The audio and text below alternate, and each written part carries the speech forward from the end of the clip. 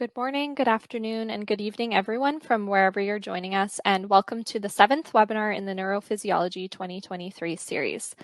Today's webinar is titled From Models to Heartbeats, Computational Design of Vagus Nerve Stimulation for Cardiac Health, featuring Dr. Max Haberbusch, Research Associate at the Center for Medical Physics and Biomedical Engineering at Medical University of Vienna, and Dr. Esra Neufeld, Associate Director and Head of Computational Life Sciences at the ITIS Foundation.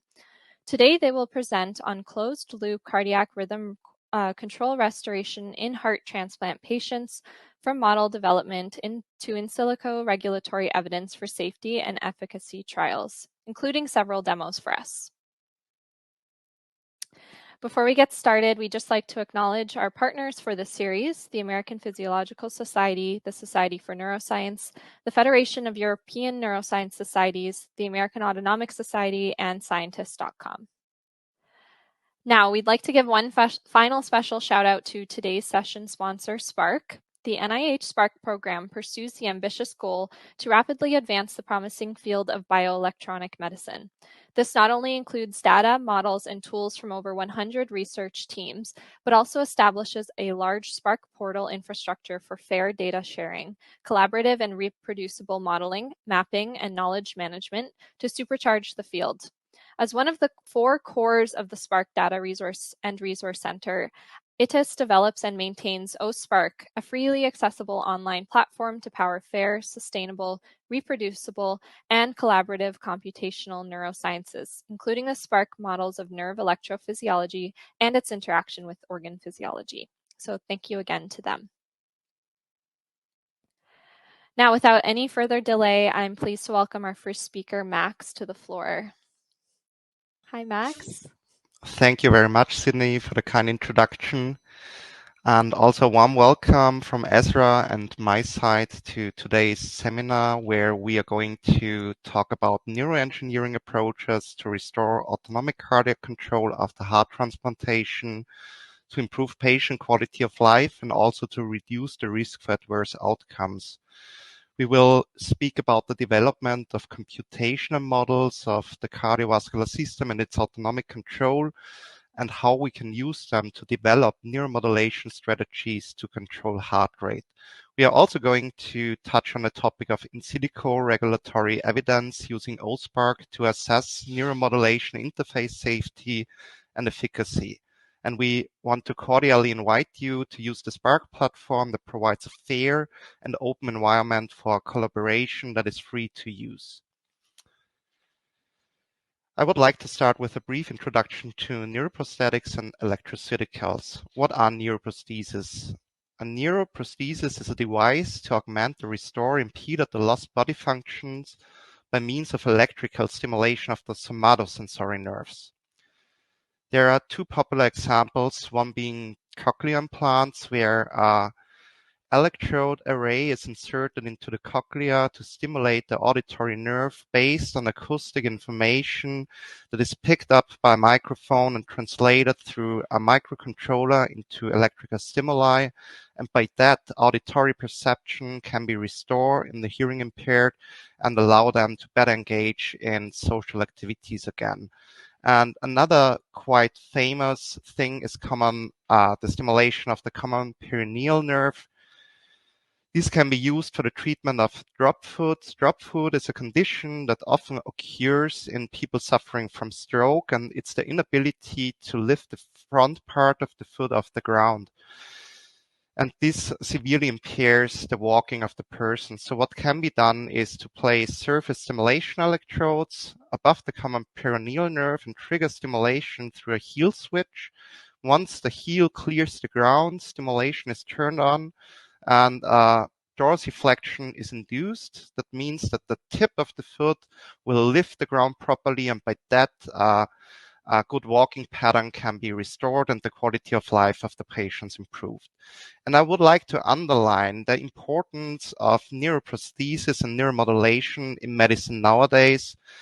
This is underlined by the publication of Rowald and his colleagues, who showed that an imaging-based modeling approach could be successfully applied to improve spinal cord stimulation in a way that allows to restore walking in people suffering from spinal cord injury. Let's talk electroceuticals. Electroceuticals are devices to augment and restore systemic functions by means of electrical stimulation of autonomic nerves. They are used for targeted therapies and disease management, and there are two popular fields, namely the field of neurological disorders and also the treatment of organ-associated and systemic conditions.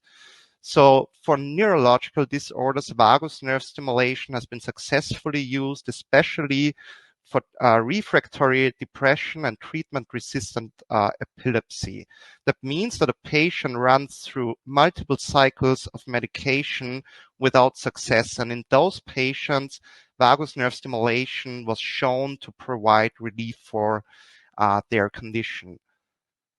What are the current and future directions in the field? First of all, it's a reduction of invasiveness, so to prevent open surgery, which allows more patients to receive this kind of therapy. And here people try to go two routes, namely endovascular stimulation and wireless stimulation. And this is underlined by a recent publication in Nature Biomedical Engineering, which even made it onto the front cover of the June 2022 issue, where the authors showed that they can successfully stimulate dorsal root ganglia using wireless endovascular stimulation. Another big thing in this realm is selectivity. This is particularly important for mixed nerves, such as the vagus nerve, to reduce potential side effects. Two things are big here, namely intraneural stimulation and an increase in electrode density. Often also sophisticated stimulation paradigms are used, such as high-frequency blockade or a nodal blockade for facilitating directional stimulation. And another big thing is closed-loop stimulation, which provides a more physiological type of control, allows for online dose titration, and overall better efficacy than with open loop stimulation approaches.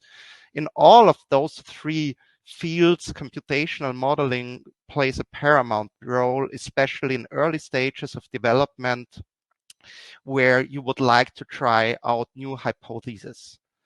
I would like to briefly introduce you to the project NeuHeart. It's a European project that has just ended successfully in June of this year. In this project, 5 research facilities all over Europe tried to develop a neuroprosthesis to restore the vagal cardiac closed loop connection after heart transplantation.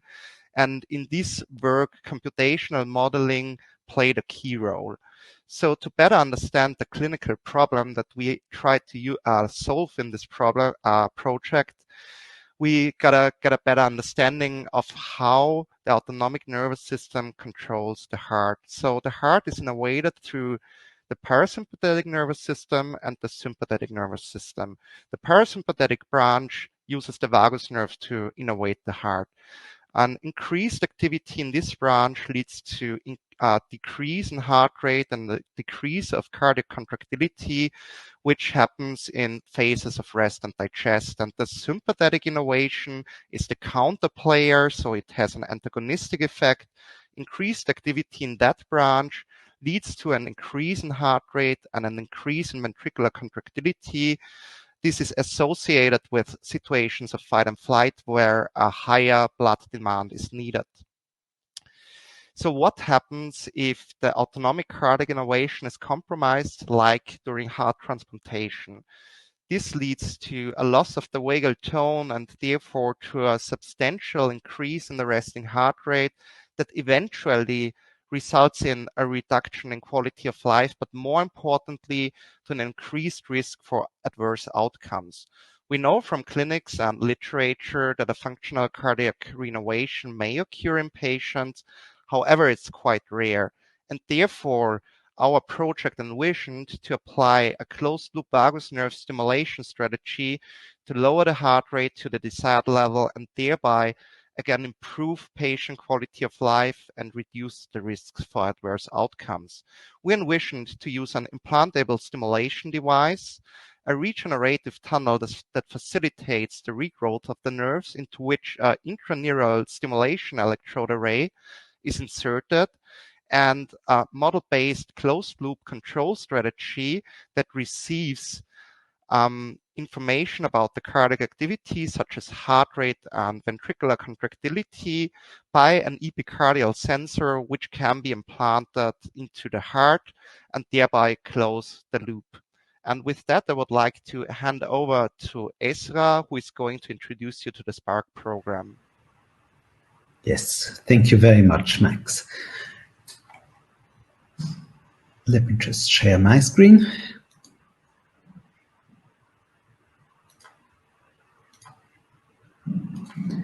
So I'll be presenting the next, what will feel like about 100 slides. And I want to start by placing this activity into an ambitious, larger context of activity. So that's the SPARC program. SPARC stands for Stimulating Peripheral Activity to Relieve Conditions. And it is a large-scale program financed by the NIH and the Common Fund, and aiming to understand the underlying mechanisms, the connectivity, the role that the peripheral nervous system, the autonomic part of it, plays in modulating organ functions in order to develop novel therapies for all kinds of diseases. And its primary goal is to not just fund that research, but to ensure that the outcomes of that research remain fair and publicly accessible in an open form that maximally boosts the research in the field. It funds over 60 consortia, more than 100 institutes and companies working on 15 different organ systems. It has well over 200 curated data sets and computational models that it has made available at this point in time. And for that, it has one core activity that it funds, which is called the SPARC Data Resource Center, or as I will call it, the DRC, which is in charge of establishing the infrastructure that facilitates this kind of collaborative and open science in the field, specifically here of autonomous neuroscience. And the DRC is composed of 4 cores.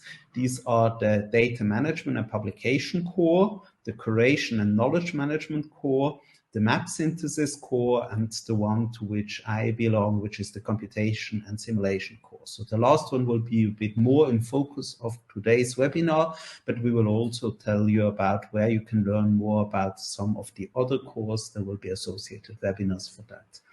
And so the access that you have if you want to find some of those data and models is the SPARC portal. The SPARC portal publishes data that has been curated, that spans a large number of species, formats, methods, and ages, and that can be freely accessed.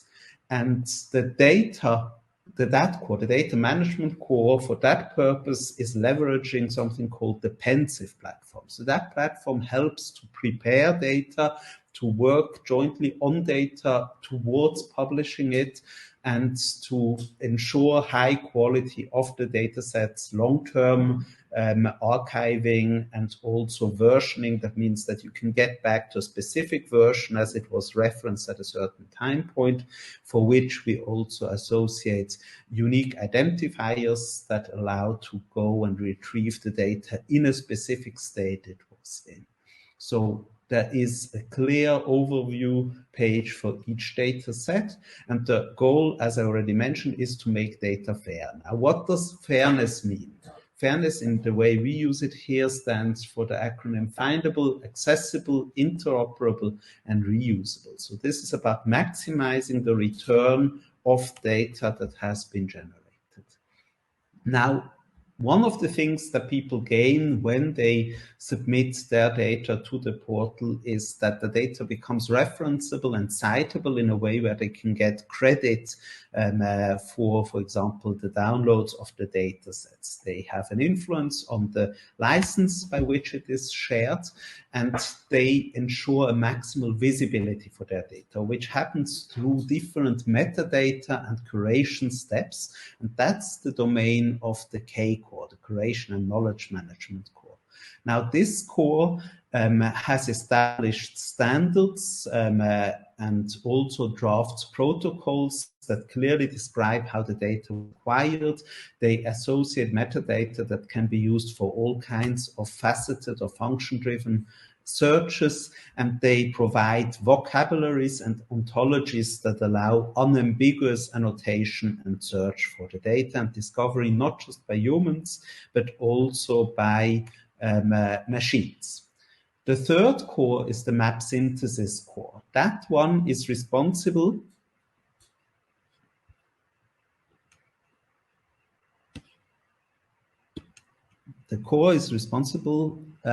for providing anatomical representation and for localizing the data within those environments, and also for establishing maps that highlight the functional relationships between different components of the system.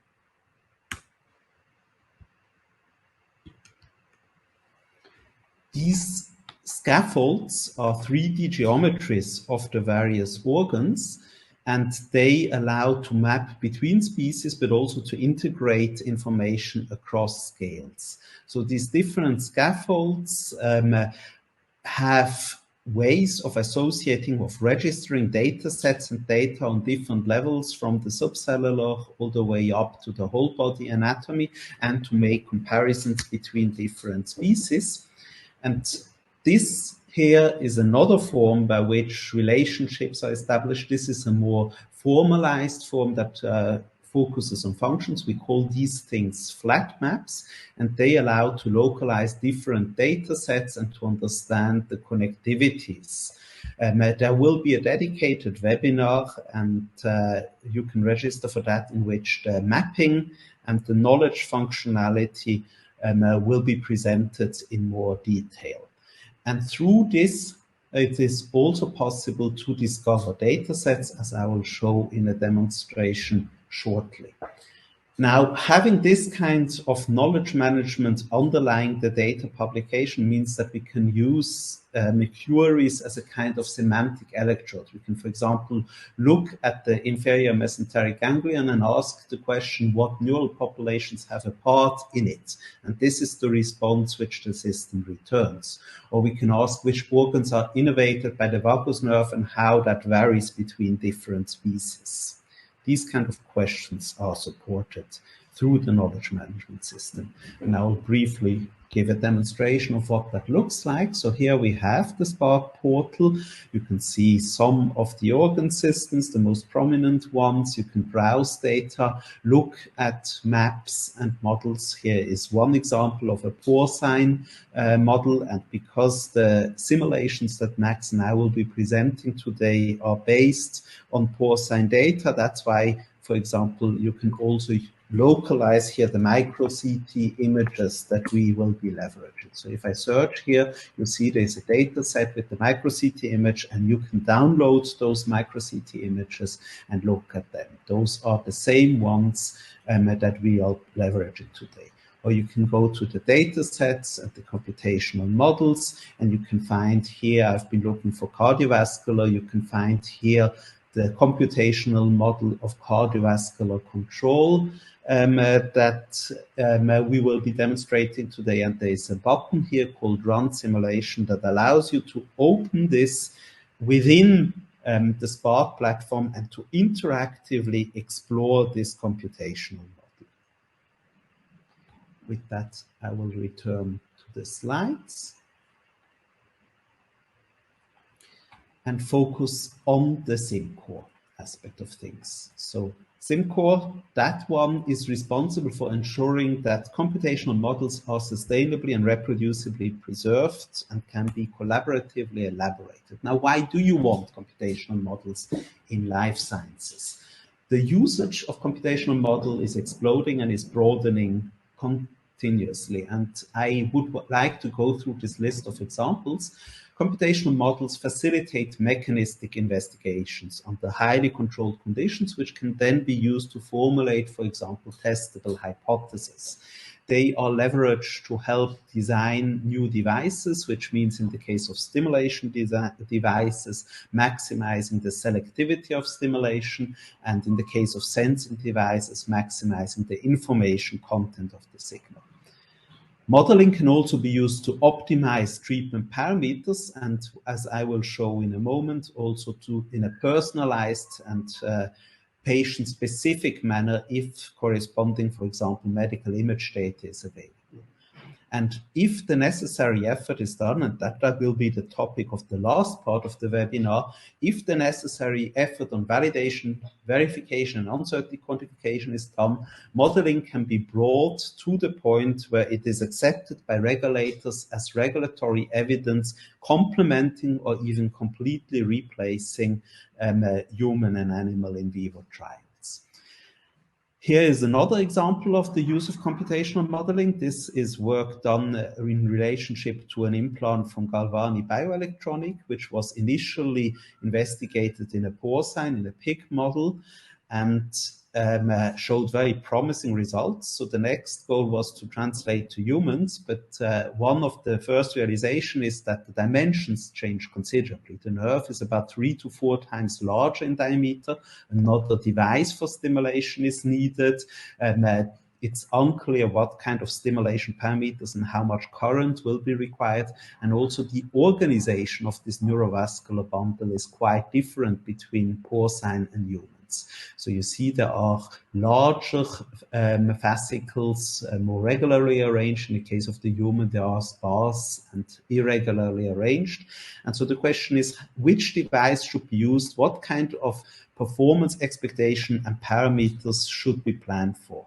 And so the approach used the reproduction of the experiment in the porcines to establish the necessary confidence in the computational models, and then it did the translation to humans in silico, predicted parameters and performance, prepared the groundwork for the human trial, and when that trial actually went ahead, perfect agreement between the predictions and the experimental data was found. So in that way, the proper parameters and implants could be selected and the expectations shaped.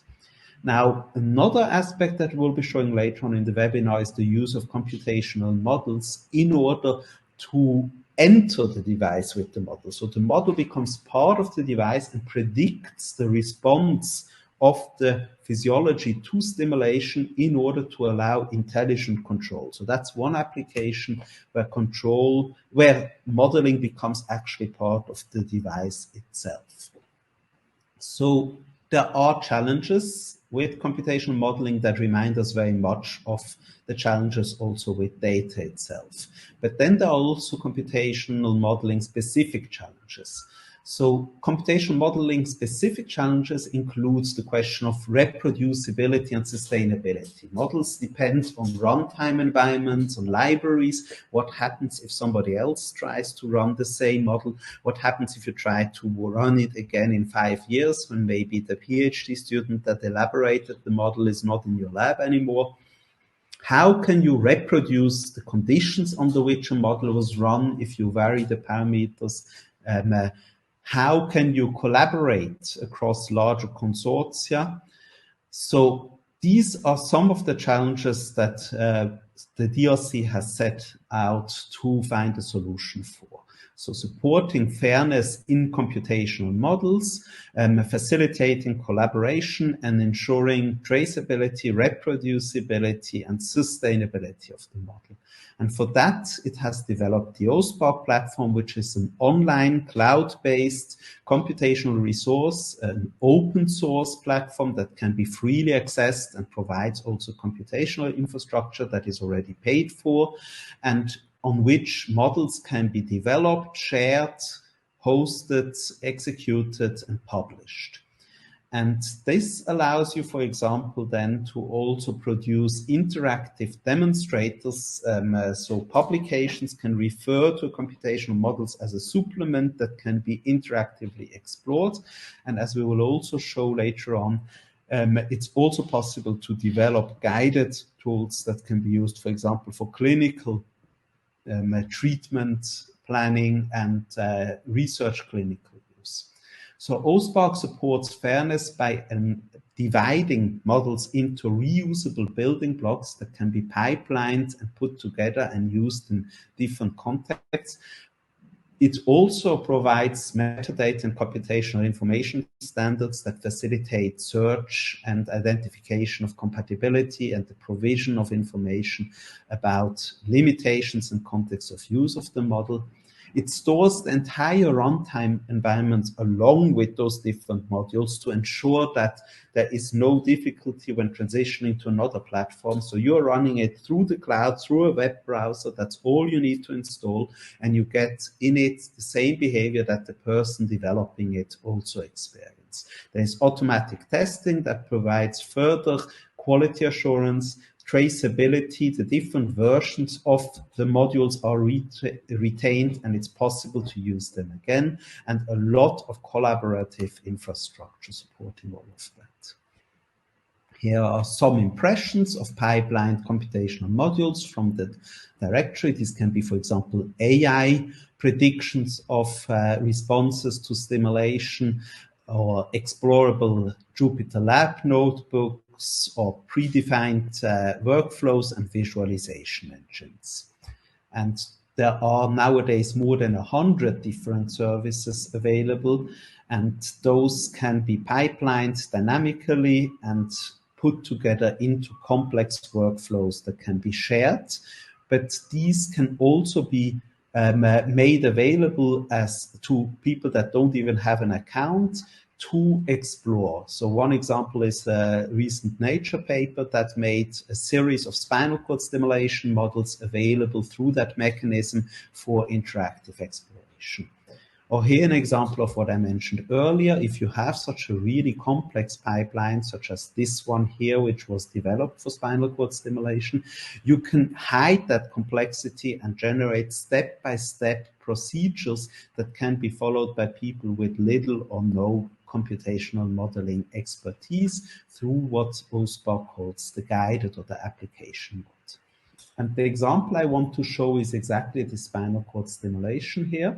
So you have image data. Notice that you can resolve the spinal roots. Out of that, using AI, a spine model, a personalized one, is generated. So that one is specific to this patient and shows these roots in fine detail.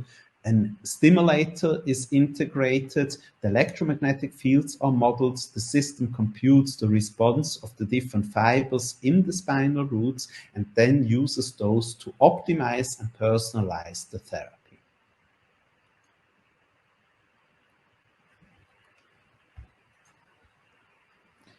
So here's some examples of the application in clinic. So this is where the classic procedure would have put the implant. This is what the system predicted to be the optimal configuration, and this is what was in the end determined to actually be the best insertion site. The whole system was clinically validated. You see the prediction of the recruitment of various muscular responses, as well as the experimental confirmation, and there is a treatment planning tool that was built on this, which I will show in a moment in the next demonstration. So let's switch to one of these projects on OSPARC. As I said, all that is needed to run it is a web browser, and here you see the different steps that are available to the clinician to go through. In the first step, the different leads are available and the proper lead design is selected. Then there is an automatic segmentation and an inspection step in which a classic segmentation tool can be used to look at the segmentation produced by the AI, or maybe increase the contrast a bit more so that you see the image data better. You see here the AI segmentation overlaid on top of it and a range of tools that can be used to correct the segmentation. You can also have a look at the model that is then built on top of that, and there is a registration step associated with it and the model viewing step. I haven't started that. I will do that in parallel. And in the end, there is a result viewer where, for example, the different parts of the locomotion can be the weights of activating different routes can be adapted. The priority of maximizing selectivity or of maximizing recruitment can be dynamically weighted, and in real time, the optimized configurations are updated. You can load any configuration, look at the predicted fields on top of it through the different parts of the spinal cords, and then also have some quantitative information about selectivity and recruitment that can be used for the interactive optimization. So that's one of these pipelines that is nowadays used in the clinic, and we can also, that hasn't loaded yet, I'll come back to that at a later time point. And with that demo, I would like to end this part here by saying that the same modules were later on used in a modified form with other additional components in order to not do restoration of locomotion, but in order to do control for bladder function. So this modularization maximizes the reuse of the different components that have been developed.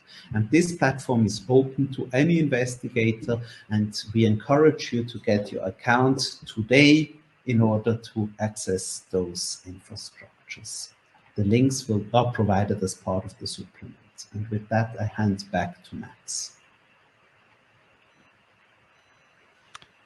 Thank you very much, Ezra. Now we are going to dive a little bit further into computational modeling. In particular, I would like to present to you a computational model of the cardiovascular system and its autonomic control that is capable of simulating the hemodynamic changes following cardiac denervation in heart transplant patients.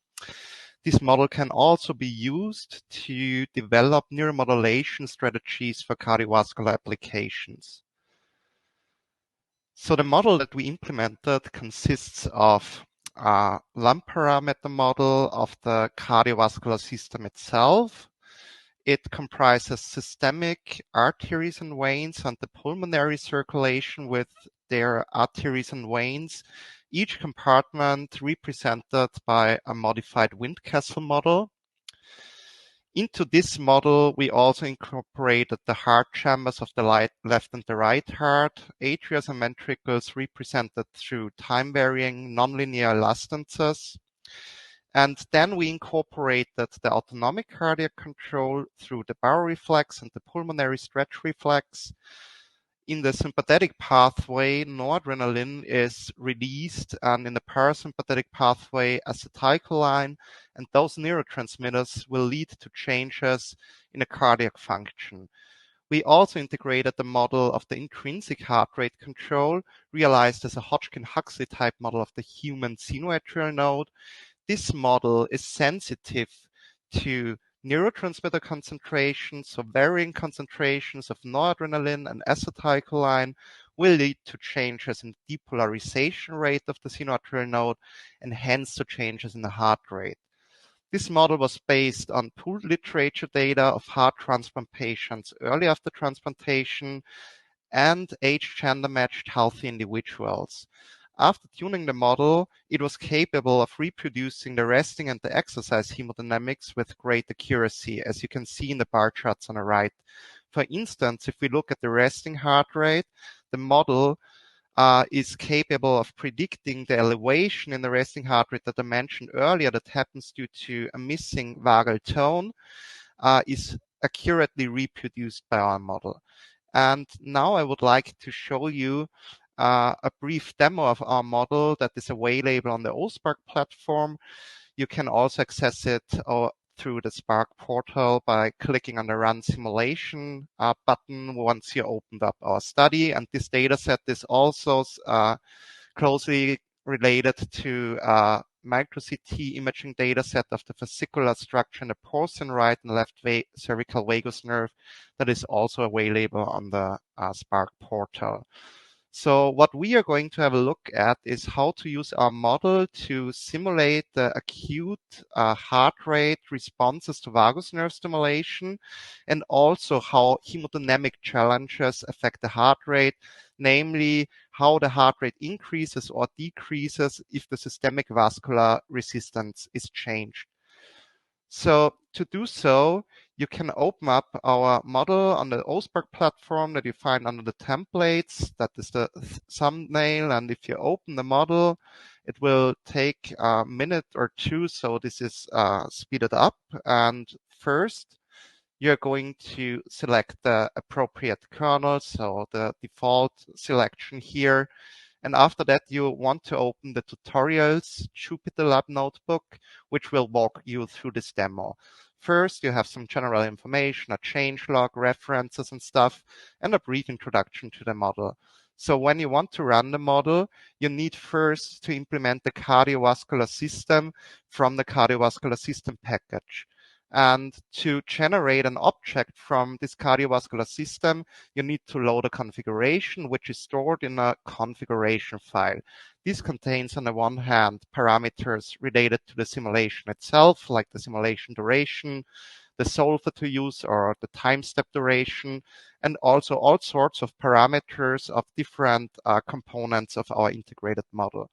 And once you generated your cardiovascular system object, you can use a solver of your liking to solve the system. In our case, we are using the solve IVP from the SciPy integrate package. Remember, we are going to simulate the heart rate response to vagus nerve stimulation and also the changes in heart rate when the blood pressure changes due to differences in systemic vascular resistance. Once you finish the simulation, you can use a helper function called plot hemodynamics to inspect the hemodynamics of the systemic and the pulmonary circulation. Those signals include, on the one hand, the pressures, the flows, and the volumes in the major compartments of the systemic circulation. And on the other hand, those of the pulmonary circulation. And what you can see is that, for instance, for the vagus nerve stimulation, there aren't two big changes induced in pressures, volumes, and flows. However, if we look at the increase of the systemic vascular resistance, this results in a strong increase in the blood pressure, and the opposite effect happens when the systemic vascular resistance is decreased. Now, to further inspect what's going on, we can have a look at the firing or activity in the vagal efferent pathway. And this can be done by using the plot vagal efferent pathway function provided by the helper functions library. And here you got three subplots. The first one showing the firing in the efferent vagal pathway. The second plot shows the acetylcholine concentration in vagal cardiac neuroeffector junctions. And the third plot shows you the respective changes in the heart rate. As you can see, in the beginning, we got vagus nerve stimulation going on, and this leads to a strong decrease in the heart rate of up to 20 beats per minute. And now for an increase in systemic vascular resistance, what happens is the blood pressure rises. Therefore, the autonomic nervous system reacts with an increase in vagal activity to bring down the heart rate and thereby bring down the blood pressure to a physiological set point.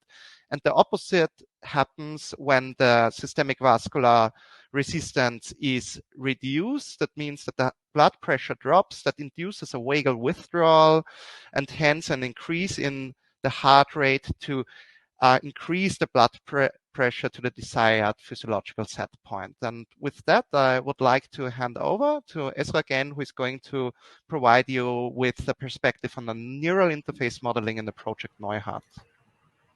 Thank you very much. Yes. So meanwhile, as you can see, the model has loaded, but for the sake of time, I won't spend too much time exploring it.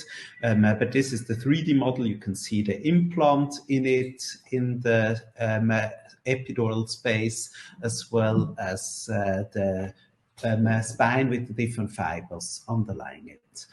But let's get back to the slideshow where I will be talking about the other part of the system, which is the neural interface. So we have this whole cardiovascular regulation. We get the signals, we have sensors, and we will get to control in a moment. But for that, we first need to have a model of how the stimulator actually interacts with the nervous system.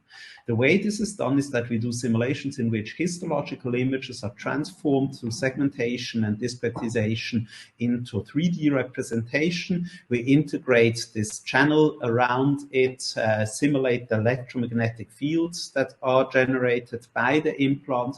The whole thing is embedded in an anatomical environment. I'm not showing the same nerve here, just showing the principle here. So we embed it in an anatomical environment in order to account for example, current flow through nearby blood vessels, which can affect the effectivity of the stimulation. And once we have this model, this 3D model, and that can be either an extruded one from a single cross-section, or it can be a full 3D model, and we have integrated the stimulation electrode, which was developed using computational modeling, and we also have a cuff electrode, which is present in the experiments to sense the compound action potential. Then we can go to the level of functionalizing these things. So we start to integrate different fiber trajectories in the model. And for the sake of time, I will skip over the demo here. And we can simulate the electrophysiology of those different fibers inside the cardiac branch of the valgus nerve. Now, for that, we can get out of it recruitment curves. We can find out at what intensity and for what settings of currents to the different components, which fast vesicles and which fibers are activated. But we can also get the signal that an external electrode can sense of the neural activity out. And here you see a bit more about how that is done. So we take statistics from the histology about the distribution, and here's some of that shown on top of the cross-section. Statistics about where, how much myelinated, unmyelinated, afferent and efferents of what kinds of diameters can be found. And the diameter has a strong impact on the ability of recruiting it. And by coupling the electromagnetic simulation with the neural simulation, we are able to predict recruitment curves as well as the sensing that should result from a certain activity in the nerve. And that can be used for optimization purposes. Now, there is an entire meta-modeling and optimization framework in OSPARC. However, these simulations are quite costly. So when you explore large parameter spaces, you want to accelerate it. And for that purpose, there is a concept out there which is called the activating function. It's more or less the second derivative of the electric potential along fibers, and it's a predictor of nerve stimulation. Unfortunately, it's not a very good predictor in this case. So what we did in this project is that we developed a mathematical concept based on Green's function that provides the benefits of a more accurate neural model with those of a fast activating function in what we call the generalized activating function, which is then a very good predictor of the detailed electrophysiological simulations. And because it is so fast, it can be used to optimize the currents and voltages of the different electrode contacts in order to find stimulation configurations that activate one of the spinal roots selectively while being subthreshold for all the others, and that means that we can get the desired impact. Coming back to closed loop control, we are now integrating the work that Max showed and the parts that I have been showing. So we have a cardiovascular regulation model. In there somewhere we have our nerve model, we have the stimulator model that I just showed, so the neural interface. And what we want is to mimic the electrophysiology, get responses such as the heart rate or the blood pressure, feed it through a control strategy and adapt the stimulation. So that's the closed loop that we're talking about. And the control strategy is the next part of the presentation. So OSPARC allows you to simulate control strategies. So to couple a physiology model with a controller model, such as, for example, a PID controller. But it is also possible to take a physiological model and to do a kind of model order reduction or surrogate modeling operation using, for example, Gaussian process modeling in order to have an approximative model of the physiological response. And that approximative model is then put into the controller, and the controller can use this prediction of the future in order to do a more precise regulation. So first, a classic PID controller. We have here the set point of the heart rate that is desired. We see the physiological model. There is some overshoot here and some time to correct for it, some time to react when we want to change it. It's not a bad performance, but we can do better if we use intelligent control. And with that, I will hand back to Max. Thank you, Ezra.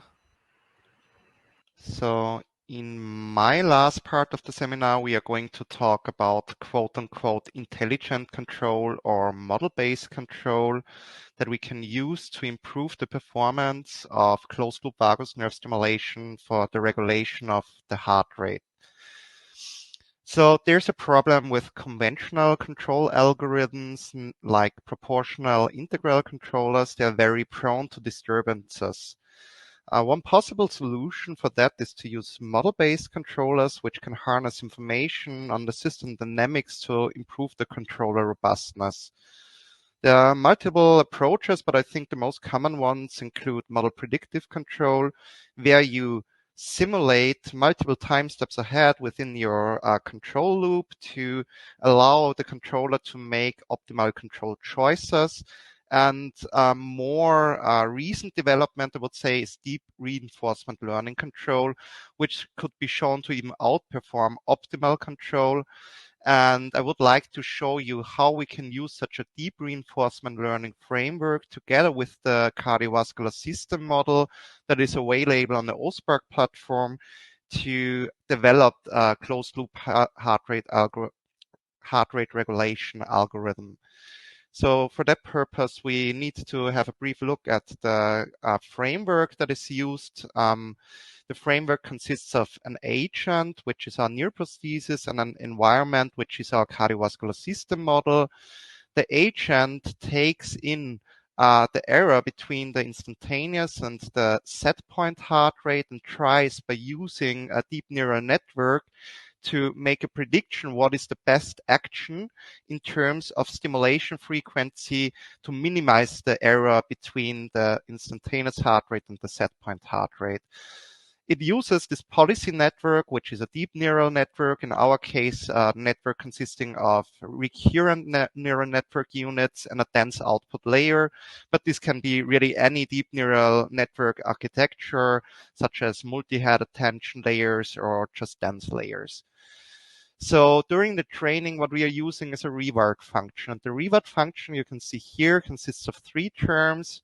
First term is a reward for minimizing the error between the desired set point heart rate and the measured heart rate. Then the second term is a bonus reward for if the controller comes close to the set point heart rate, we would like to additionally provide reward, which helps to guide further the controller during the training phase and leading to faster convergence.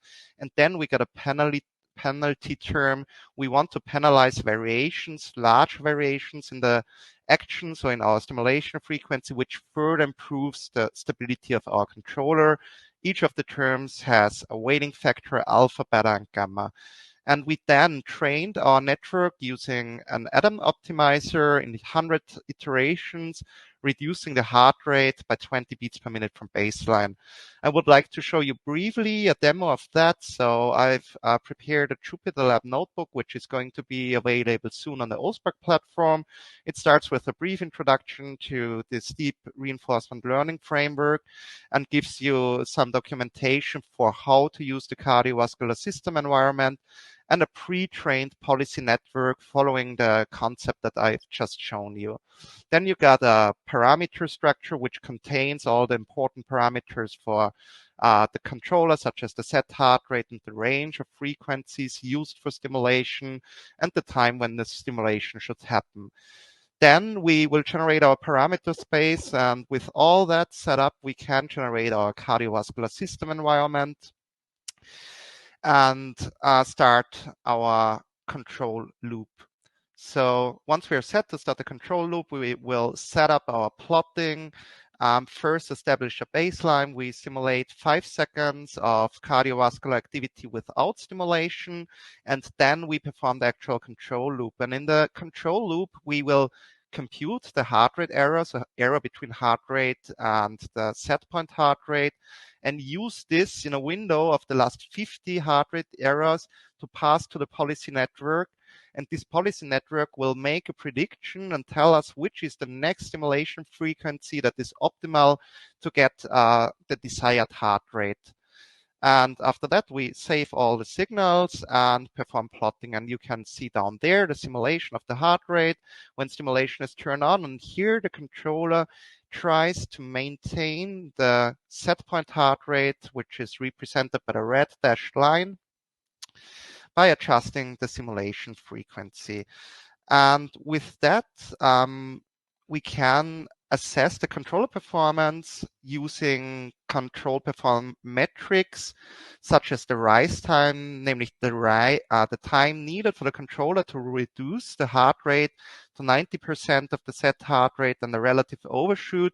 So this initial decrease of the heart rate below the set point heart rate and the steady state error. And what we can see is that even such a simple formulation of DLL-based control can outperform previous conventional approaches, such as the PI control approach that we proposed last year, and the state transition control approach of Romero and Ugalde of 2018.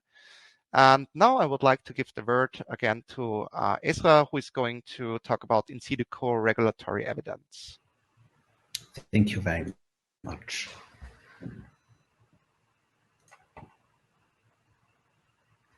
So now you saw modeling, and the question is what you need to do if you want that modeling to be accepted by regulators as evidence complementing or replacing in vitro or in vivo evidence. And I will be bringing you some examples, and I also mention a few aspects of the standardization. So this is something that has been driven a lot by the FDA in the US and by the ASME VNV 40 standard. They look into the question how verification, validation, and uncertainty quantification need to be documented, how the necessary degree of effort needs to be determined. And essentially, the idea is that the degree of effort going into verification and validation must be commensurate with risk. So the more of the decision-making depends on your model, and the more goes wrong if your model is wrong, the higher the effort is that you need to put into verification and validation and uncertainty quantification.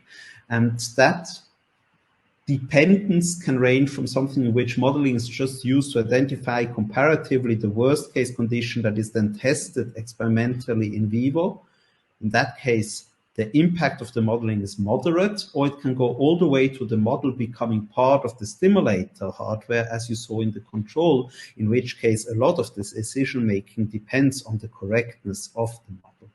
And so verification ensures that the model that was implemented is actually the desired model that was meant to be implemented. And that can be done using various kinds of analytical or experimental benchmarks. Validation is about checking that the intended model actually represents the relevant behavior of the system, of the population within the given context of use. And for that, experimental work is usually needed, and you need to also bridge the fact that the experiment is usually not going to reproduce exactly the treatment condition. So there is uncertainty analysis required to show how much safety margin must be done. And in the case of this neural interface modeling that we were looking at earlier, the validation work was done in bullfrog nerves by the FDA. They extracted those nerves, so you see it's not exactly the same situation as the treatment, and they stimulated it with a wide range of conditions from very short, ultra-short pulses to long exposures at various distances and pulse shapes. And using computational modeling, various uncertainty factors such as variability of tissue properties or placement of electrodes or electrophysiological response models of the fibers were then characterized and a comprehensive uncertainty budget prepared. As you can see, in this case, we have 50, in this case, we have 70% uncertainty. So uncertainty can be significant, and we need to ensure that the safety margin are sufficient to accommodate for that. But if the uncertainty is considered, we also see that across this extreme range, these many orders of magnitude of pulse durations and different pulse shapes, the model was successfully shown to reproduce reality. Now, OSPARC also facilitates quality assurance, so standardized procedures that can be repeated, reproduced easily, attaching of documentation and traceability, integration of the runtime environment, and testing frameworks. All of these are quality assurance measures that help maintain the quality of the code. But what is also supported is the so-called 10 simple rules and computational minimum information standards. So the 10 simple rules were developed by a multi-agency consortium in order to raise awareness and support high quality in the performance and reporting of computational models. Part of that also includes aspects such as reporting the limitations of the model or the intended context of use. And on the OSPARC platform, it's possible to also provide that information along with the models to inform users. And there's even a computational minimal information standard that needs to be filled in if you want to publish the models widely. And that one requires 3 of these 10 simple rules to have been addressed, namely the limitations, the documentation, and the context of use. And with that, we get a complete coverage of these quality assurance requirements. And to finish off, as an example, here we see an active implant. The challenge here is when you have active implants with leads and you go into an MRI, there's energy pickup that can lead to heating and to destruction of tissues. And using computational modeling, you can simulate many different anatomical variabilities, coils, placement, postures, special cases such as pregnant women, and ensure proper coverage of the population to find the incident field conditions. And if that library of incident field conditions is coupled with the different trajectories of an implant, in this case a pacemaker, and with the response that is measured of how this lead picks up energy, it becomes possible to extract statistics about energy deposition and heating in vivo. And this is nowadays such a standardized procedure that there is even an off-the-shelf software available where people can just characterize the implant, put it into this tool, run it through the library of the pre-computed fields, and get a statement that the FDA accepts about the safety of an implant to MR. So in summary and to conclude, NeuHeart aims to restore the cardiac control to heart transplant patients, and it has leveraged OSPARC in order to allow to model the neural interface. That's the part I showed, to model the cardiovascular regulation. That's the part Max showed at the beginning. And then also to integrate those models and to investigate closed loop control strategies, such as the intelligent control strategies that Max shared. And that effort we integrate here in the overall topic of bioelectronic medicine and neuroprosthetics, so about interacting with the peripheral nervous system to restore lost sensory, motor function, or to treat various diseases, for which Spark has created a rich ecosystem of data and infrastructure and tools that are shared openly and that also help you to share your data openly and to make it available and to increase its impact. For that, there are various standards around, and there is platforms such as the sparc platform that we have shown today that facilitates collaborative, sustainable, and reproducible modeling.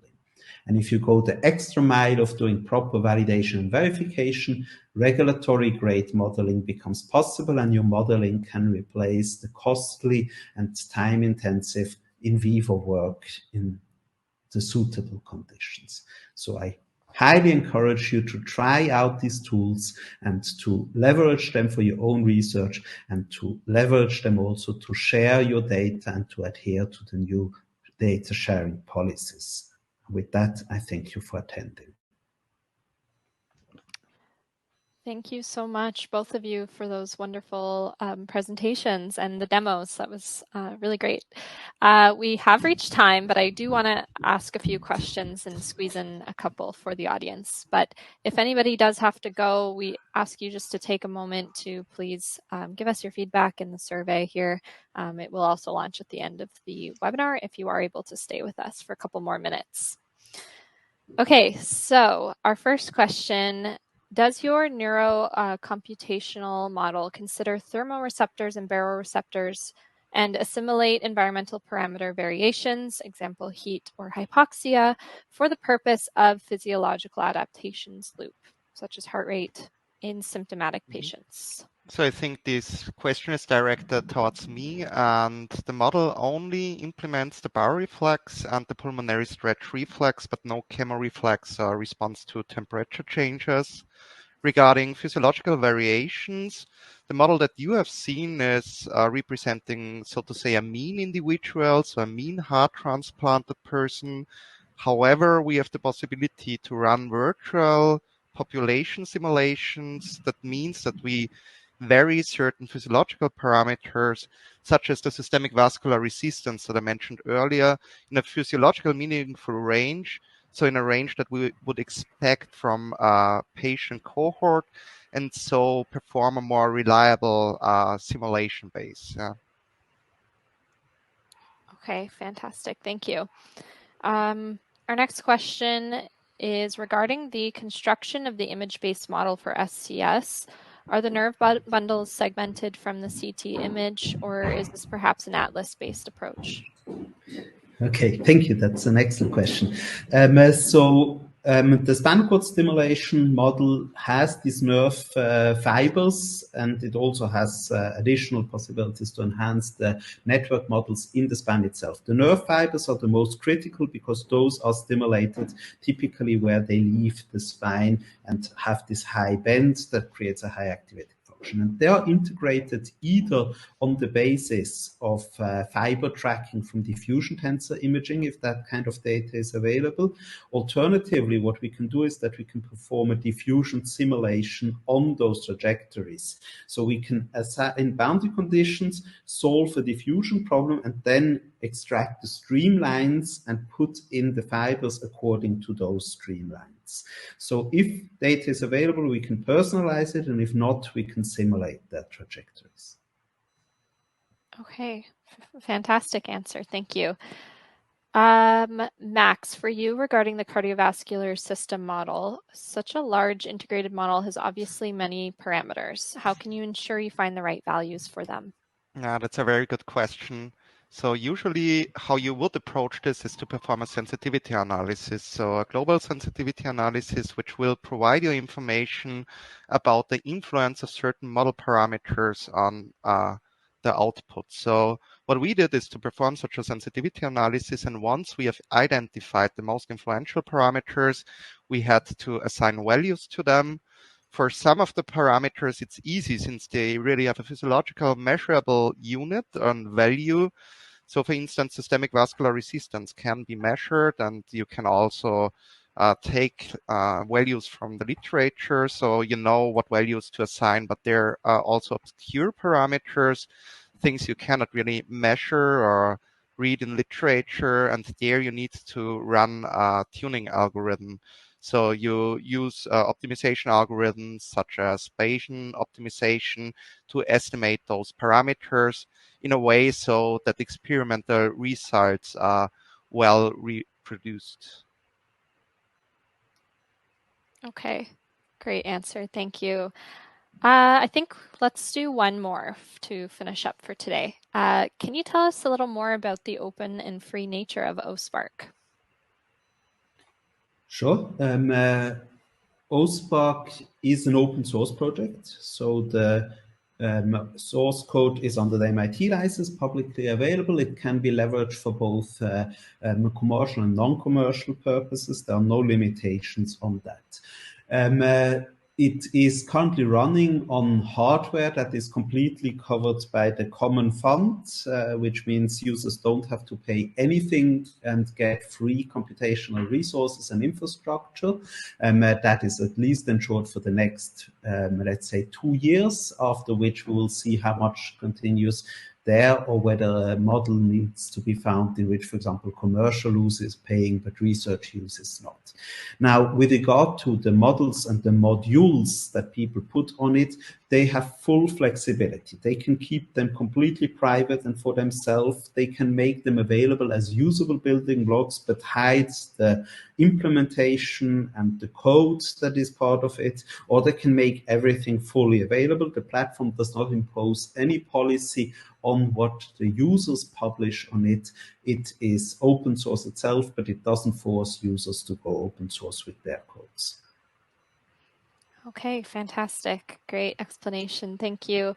And yes, the handout that is pinned to the top here does include information on how you can request an account. So have a look at that for anybody who's interested. I just would like to say thank you so much to both of you. Really great webinar. I mean, we've had several people mention thank you for such a wonderful presentation. I hope you both had fun today. We have. We Thank you did very much. so much that we took more time. Yes, absolutely. Thanks, everybody. Thank you very much. Thank you, guys. In closing, we hope that you enjoyed this Inside Scientific webinar sponsored by Sparc. Another quick thank you to our partners for helping make this series possible, and I hope you all enjoy the rest of your day.